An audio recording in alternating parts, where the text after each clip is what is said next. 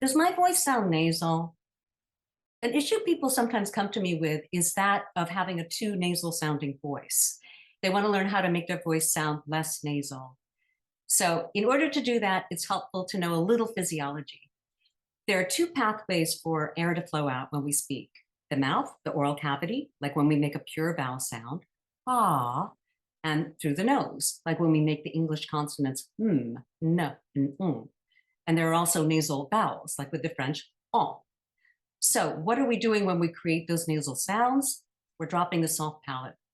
Where's the soft palate? It's right behind your hard palate. So, take the tip of your tongue, run it along the roof of your mouth, and you'll hit the soft palate. Start with a completely raised soft palate. Ah, I see. I see. Oh, I'm going to make him an offer I can't refuse. That's a very nasal sounding voice. I think what happens with a lot of people is they get in the habit of letting their soft palate drop, perhaps out of a little bit of laziness, creating a more nasal sounding voice.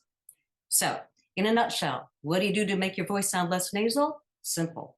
Raise your soft palate. Ah.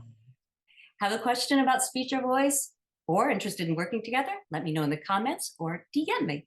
See you next time.